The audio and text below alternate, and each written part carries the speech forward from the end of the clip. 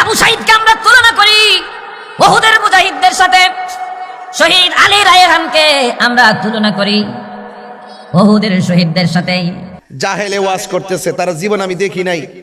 আমি চাইছিলাম না যে তার নামটা নেব, আমি নামটা নিতে চাই না, তারা চিনিয়ে তবে বইলা দিয়ে যায়। সে ওয়াজ করতেছে, ওয়াজের মধ্যে বলতেছে জুলাই হইছে না, জুলাই হইছে না।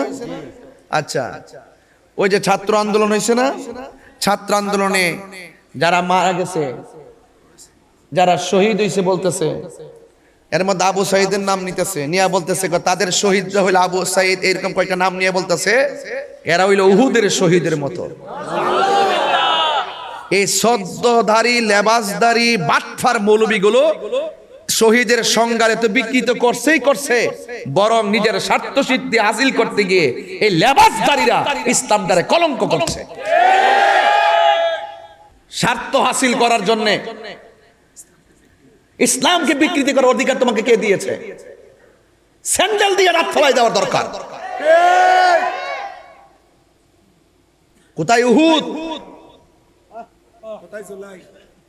কোথায় বদর, কোথায় খন্দক, কোথাও হুনাইন? সেখানে কার সঙ্গে কি তুলনা করা হচ্ছে? এগুলো প্রশ্রয় দেওয়া যাবে না। মানুষ মারা যাওয়ার পরে হিসাব নিকাশ হবে কে করবে? অনেক স্মৃতিচারণ করা হচ্ছে, এই স্মৃতিচারণের ভিতরে কবর থেকে যে লাশ তুলে পুরাই ফেলছে, এটা কোন দলিলে পাইছো? এটা কোন কিল্লে গিয়া? আমি বলছি ইসলামটা হাসির পাত্র বানানো যাবে না, বিকৃতি করা যাবে না, সঠিক মেসেজ দিতে হবে। এই কিছু দালাল মৌলবীর কারণে, দালাল মোল্লাগুলোর কারণে আজকে হুজুর দেখলে সাধারণ পাবলিক ভয় পায়। আগে হুজুর দেখলে দৌড়াইয়া চেয়ারাই না দিত, হুজুর দেখলে সালাম দিত। এই মোল্লাগুলোর কারণে রং ইনফরমেশন পাচ্ছে সাধারণ জেনারেল সমাজ, আর তাদেরকে বিভিন্ন ছলে বলে কৌশলে ট্যাবলেট খাওয়াইয়া তাদেরকে বুঝাইতে চাচ্ছে যে মিলাদুন নবী জুলুস করা বেদাত। নাউজুবিল্লাহ, আরো জোরে কর না, আরো জোরে কর না, নাউজুবিল্লাহ। এই বেদাত বেদাত শিরিক শিরিক তকমা লাগায়া আজকে সৈয়দ রহমতুল্লাহ আলাইহির মাজারে যখন আমরা আসি তখন বলা হয় জিয়ারত করা বেদাত, জিয়ারত করা যাবে না, জিয়ারত করলে পূজা হয়ে যাবে। এইগুলো বলে বলে বলে বলে মানুষের কাছে বিক্রি করে ফেলছে। এই ট্যাবলেট যারা গিলছে তারাই বড় বড় সেমিনারে উঠা আমাদেরকে বলা হয় আমরা বেদাতি, আমরা মাজার পূজারি। আসলে কি আমরা পূজা করি? জিয়ারত করা কি হারাম না সুন্নত? এই সুন্নতকে যারা পূজার সঙ্গে তুলনা করে তাদের কি ঈমান আছে? আমাদেরকে সতর্ক থাকতে হবে। আমরা কি আল্লাহর সঙ্গে কাউকে শরীক করি? তাহলে যারা আমাদেরকে শিরিক শিরিক মুশরিক ফতোয়া দেয়, বোঝা গেল এটা তাদের এজেন্ডা। এটা কি? এরা এজেন্ডা, এই সমস্ত কাঠমুল্লাদের এজেন্ডা। এই এজেন্ডা গিলাইতে গিলাইতে সাধারণ পাবলিকের গিলাইছে। কিছু হইলে আঙ্গুলটা দেখাই দেয়, আরে তাহিরি গ্রুপ এটা তো বেদাতি, আরে এমুক গ্রুপ এটা তো, আরে সুন্নি আহলে সুন্নাত ওয়াল জামাত, জামিয়া কাদরিয়ার এই সমস্ত বড় বড় আকাবের তাদেরকে আঙ্গুল দিয়ে দেখাই দেয় এটা বেদাতি মাদ্রাসা, এটা শিরিকের মাদ্রাসা।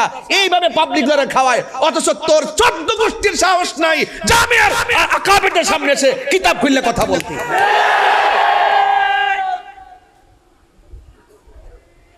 এই জন্য আমি বলছি আপনাদেরকে সাবধান থাকতে হবে।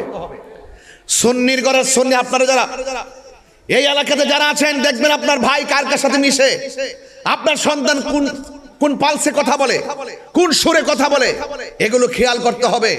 সময় এসেছে আজকে সারা বাংলাদেশে আহলে সুন্নাত ওয়াল জামাত প্রমাণ করতে সক্ষম হয়েছে এই বাংলাদেশে একমাত্র শান্তিপ্রিয় দল আহলে সুন্নাত ওয়াল জামাত।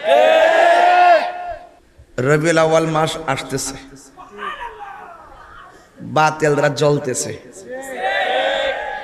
বাতিলরা জ্বলতেছে, আর আশিকে রাসূলরা আনন্দে হাসতেছে। কত কি রাইট? ওরা জ্বলতে থাকবে, আমরা জশ্নে জুলুস করতে থাকব। এখনই কি মাস আসছে? কথা বলেন, আসছে? আসার আগে জশ্নে জুলুস ঈদে মিলাদুন নবী সাল্লাল্লাহু আলাইহি ওয়াসাল্লাম উদযাপন উপলক্ষে ওরা বিরোধিতা করে শুধুমাত্র 12 তারিখ, আর আমরা মিলাদুন নবীর জশ্নে জুলুসের মাহফিল করি সারা বছর। আগে করতো একদিন বাদা, এখন আমাদের পবিত্র রবিউল আউয়াল আসলেই স্বাগত র্যালি শুরু হয়ে যায়। হ্যাঁ, এটা বাস্তবতা। মাঠ পর্যায়ে যদি আদমশুমারি করা হয়, দেখবেন জশ্নে জুলুসের পক্ষে সমস্ত মানুষ, আর বিরুদ্ধবাদী হলো তারা যারা এজিদের উত্তরসূরি। কথা বলেন ঠিক কিনা? যেই আমলে আমরা শুনতেছি এজিদের পক্ষে কথা কয়, ওরা তো কারবালায় থাকলে এজিদের পক্ষ নিত, ইমামে আলী মুকামের বিরুদ্ধে তলোয়ার ধরত। তাহলে আমরাও রেডি আছি, আমরা রেডি আছি। এই জন্য আপনাদের সকলকে বলবো, প্রস্তুতি এখন থেকে শুরু করেন।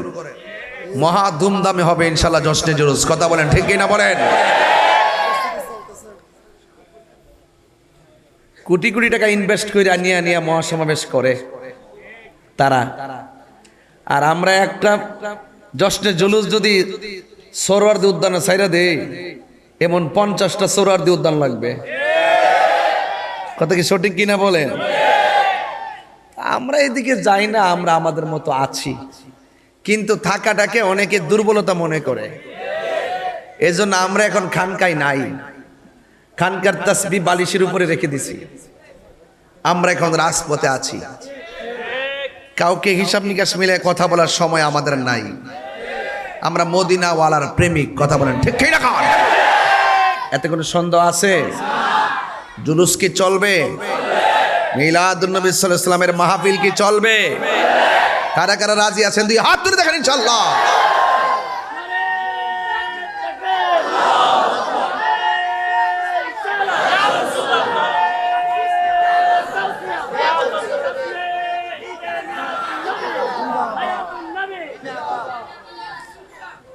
আমার ভাইরা, অনেক ওয়াজ আপনারা শুনছেন, শুনবেন,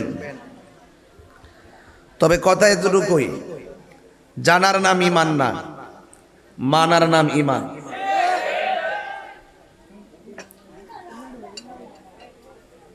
যারা মিলাদ মানে না এরা মুশরিক, যারা নবীর মিলাদ মানে না এরা কি? মুশরিক। যারা নবীর মিলাদ মানে না এরা কাফের। ঠিক আছে না হুজুর?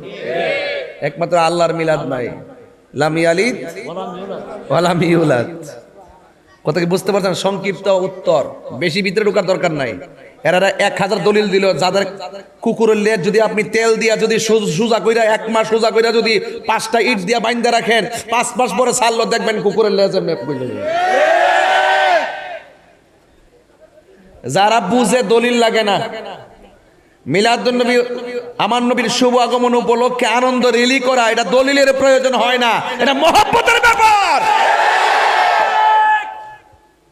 আঙ্গদেশের নেতারা আইলে কি সুন্দর ফুল টুল সাজায় রিসিপশন করে, কি রেলি মারে, জেল থেকে বাইরেও শুক্রানা মিছিল। আর যার যেই নবীর সৃষ্টি না করলে কিছুই হতো না, ওই নবীর আগমনে বার্তা আমরা জুলুসের মাধ্যমে দেই, সর্ব বাতিল ধর্মদেরকে আমরা জানাই দেই এই তারিখে রহমাতুল আলামিন দুনিয়াতে এসেছেন। তিনি শুধুমাত্র আসমান থেকে জমিন, আকাশের নিচে জমিনের উপরের জন্য রাসূল নয়, ওয়া মা আরসালনাকা ইল্লা রাহমাতাল লিল আলামিন। তিনি ৮০,০০০ আলম, ১৮,০০০ মাখলুকাতের নবী।